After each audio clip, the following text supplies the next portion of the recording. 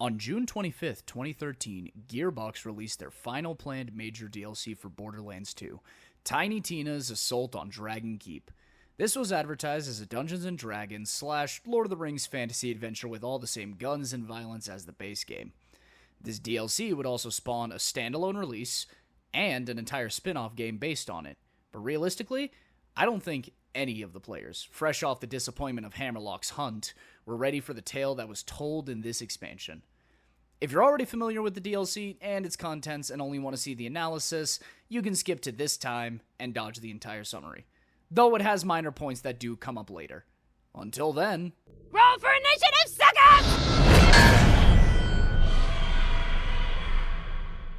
The DLC, as with every other one in this game, opens with a cutscene. It shows Tiny Tina, our favorite explosives expert, trying to get a session of Bunkers and Badasses, the game's version of Dungeons & Dragons, going. And, well, it's going... Fantasy and... Wait, why the hell are we playing this kid's game? Oh, maybe because... Shut the hell up, Morty! Tina? She's right, though. Shut up. About as well as any game I've personally attended. This cutscene isn't very important. Its main deal is setting up who our narrators are going to be. There is one line, though. Come on, girl. You know we gotta wait for Roland before we start. Yeah, this is going to come up through the whole DLC. I'll elaborate on a later moment, so for now we're just going to hop straight into the opening. As the DLC starts, you're put onto what I believe is the longest area name in all of Borderlands, the unassuming docks of potentially little importance. It's your average RPG starter, you're getting off the boat on the docks outside of town. Tina mentions the fact that the Queen of the Land has actually gone missing, and you're here to start finding her while the villain, the Handsome Sorcerer, destroys everything. The area actually starts off very bright, very sunny, there's even a big rainbow in there. It's actually a peek of what the areas will look like once you beat the DLC. However, Lilith is quick to point out that the Handsome Sorcerer, who is clearly based on nobody else, has been destroying everything, so why would it look all bright and sunny? And so Tina quickly changes the entire area aesthetic. A fun gag that honestly really lends itself to reminding you that you're in a D&D game hosted by a 14-year-old. The DLC actually does this a couple times. I'll point it out again. A little further down the path, you run into your first boss, the Handsome Sorcerer's pet dragon. Unfortunately, the dragon does immediately one-shot you, prompting Lilith to immediately point out that you can't exactly do that in a campaign. I, however, want to point out that in the original Dungeons & Dragons cartoon, their first encounter was the dragon god Tiamat, and as we know, that's the most accurate source for all D&D information.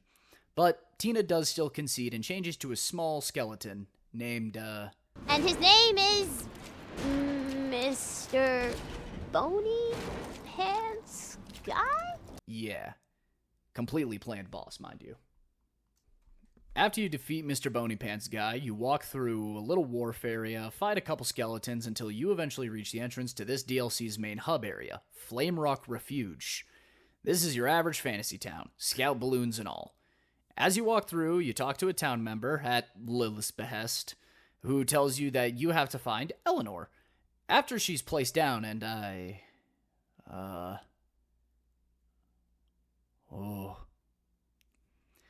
Well, she tells you to go to the gatekeeper. You meet a man named Davlin who, well, to me at least, he looks like he's doing an awful cosplay of Space Dandy. As he's about to let you go into the next area, the game is stopped. Interrupted for your designated funny moment. Borderlands is a series that is guilty of this in its entirety, and while it's particularly egregious in 3, I can't deny its existence in 2. You do a completely pointless task in burning down the scout balloons, something even Lilith gets mad about, and yeah, she's the most vocal person here, so I'm gonna keep bringing her up. And afterwards you have to go to the tavern. This objective only forgiven because it gives you access to gambling. Which, I mean, who doesn't love that? That was a joke, by the way. Thankfully, Mr. Torg is quickly thrown in the stocks and you can finally proceed to the next area. As the next area loads and you enter the Tranquil Forest, or maybe not, you get to the walkthrough areas of the game. Yay! It's an entire 2 areas which basically exist to have you sprint through with minimal effort besides listening to the dialogue. The forest in particular is full of treants and orcs through the whole thing. They're really easy to deal with. While you're walking through, and you're following the Queen's Trail of Diamonds, you can actually come across a side path, go down there. There's a couple of chests. It's a decent little bit. Stepping through a brief spider canyon, you meet Davlin again, who tells you to go get some fruit from the orc camp so you can open the door. Got it. Walk over, kill the orcs and the trees, grab 2 bee shields. Wait, what? Yeah, in case you didn't know, the treants in this area have an incredibly high chance to drop the bee shield. And I guess I got 2. Bring the fruit to our guy, open door, move to next area. At the start of this next area, Tina mentions the lack of Mordecai's bird, Bloodwing, who, Explosive!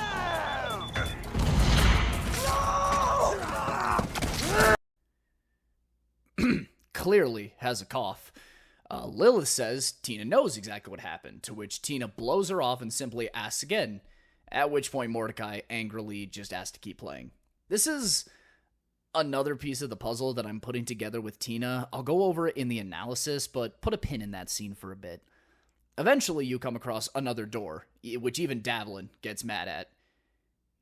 He tells you to go find the White Knight, who's just a hop, skip, and a jump away from where you are. Turns out he was actually in one of the balloons you shot down. Oops. As you approach, he turns around and it's Roland. Another character who... Jack.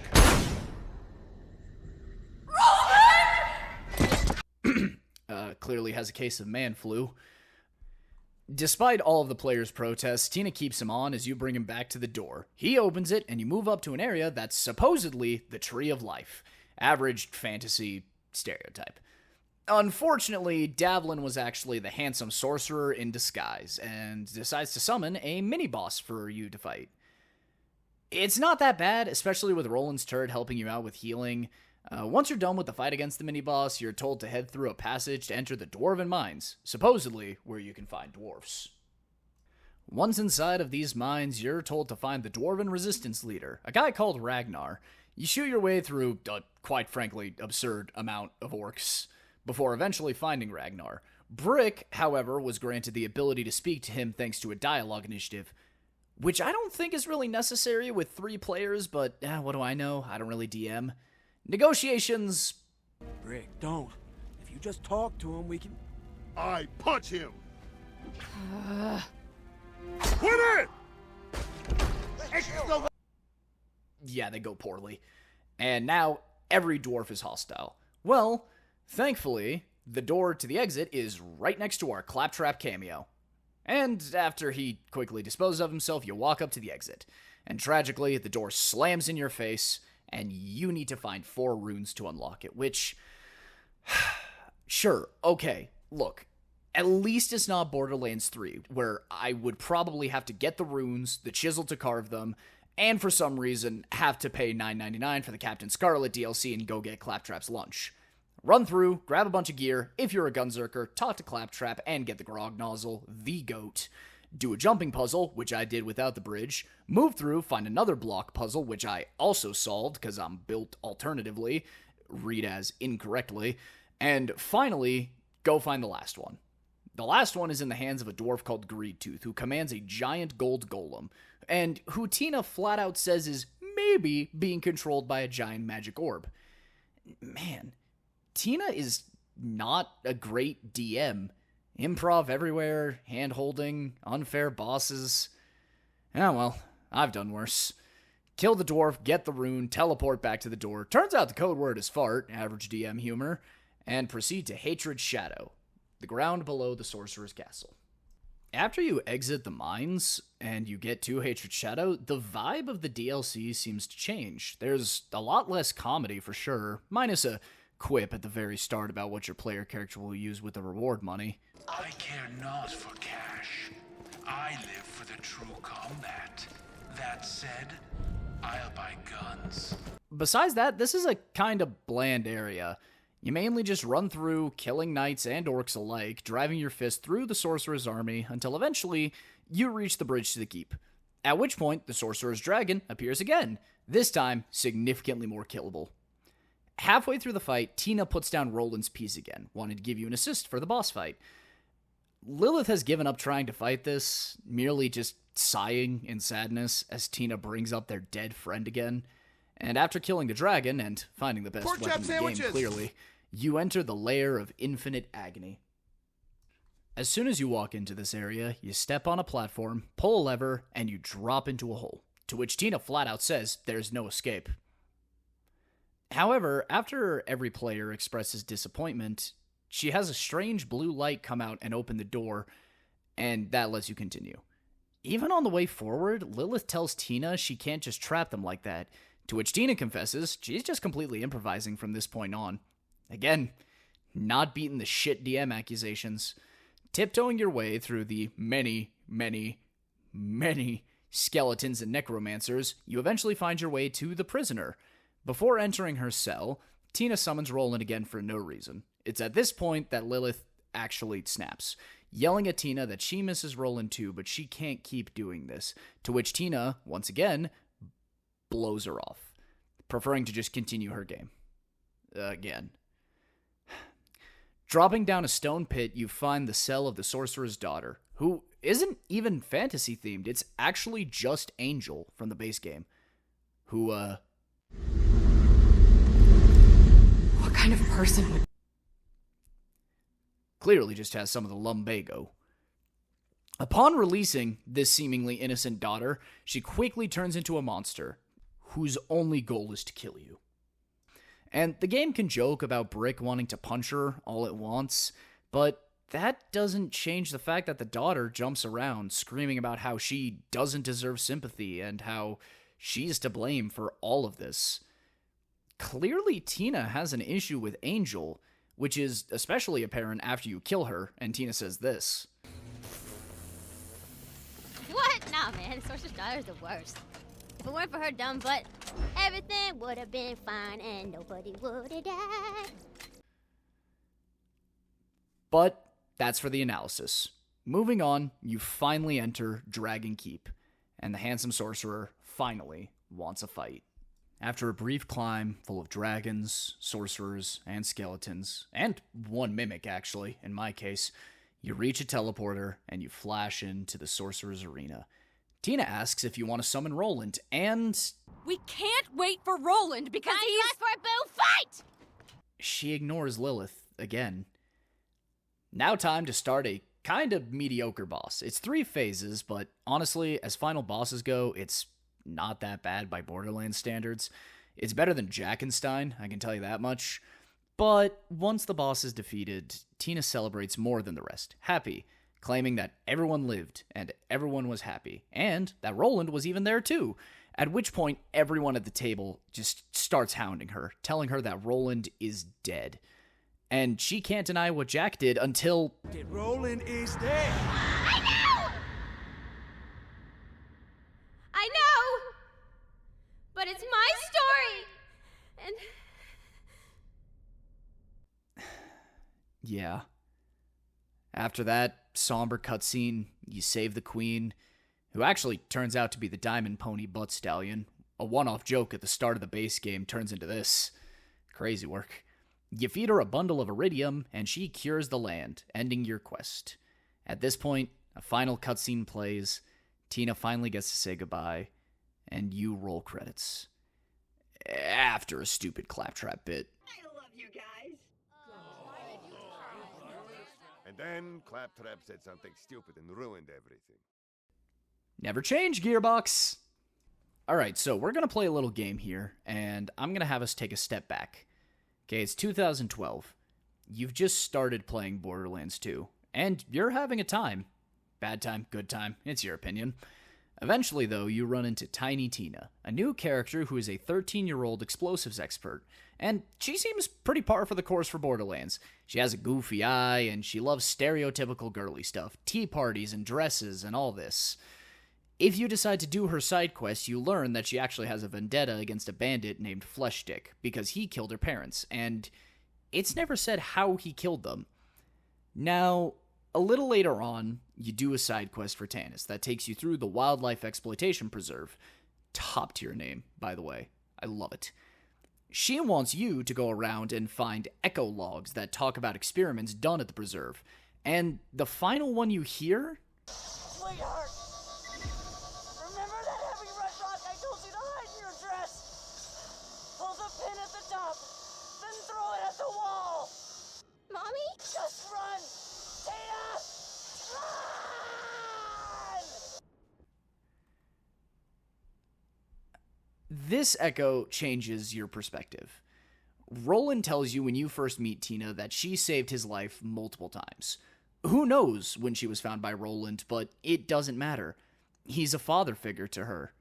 Hyperion stole her parents from her, and her next parental figures are the ones fighting to rid the world of Hyperion. And then Jack has to go and steal this parent too. Factored in with Tina's instability, it's tragic, really. Dragon Keep is a living story of Tina's fantasy. It's sad, and what makes it worse is the very real moment near the end where Lilith, Brick, and Mordecai realize that this is her fantasy. This is what she wants to be true, and they quickly sympathize with her and decide to let her finish. She knows she lost her friends. She knows that they're gone forever, and it hurts. But if she can pretend for even a moment that they're with them, she'll be okay.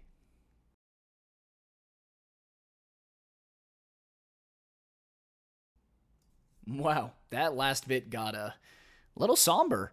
So let's pick up our attitude with what Assault on Dragon Keep actually left us with. Dragon Keep was the last major story DLC, and to this day is the second highest rated piece of Borderlands content of all time, only beaten out by Tales from the Borderlands. And it was successful enough to the point it was chosen to make an entire spin-off game and even got released as a standalone game. And it's not hard to see why. The amount of effort alone is commendable. The vending machines are themed. It's almost entirely new assets, minus a couple visible doll logos on structures, which were probably taken from the Caustic Caverns. Gearbox was told to make a fantasy world, and they really put their heart and soul into it. Did they have to make brand new chests that work on D20 systems? Absolutely not. Do I appreciate it nonetheless? Absolutely. It is a shame that a lot of these dice mechanics, even the Iridium slot machines, didn't make it over to Wonderlands. And, I actually played a bit of Wonderlands over on my Twitch channel while making this video, just to make a comparison, and I had a decent amount of fun with it. Whether that was with my friend or not, it was still a complete rework of the open world and hub areas, but it did manage to keep a lot of the same energy and creativity that is all over the place in Dragon Keep. If you can find it on sale and you, for some reason, enjoyed Borderlands 3, I actually recommend picking it up. But before you do that, I highly recommend picking up the Handsome Collection, which is almost always on sale for like $10, and playing through 2, and of course, all the way through Dragon Keep. It's a tale of grief, fun, and friends. This was actually going to be a Borderlands 3 video and analysis, but then while I was playing on stream, it didn't go great.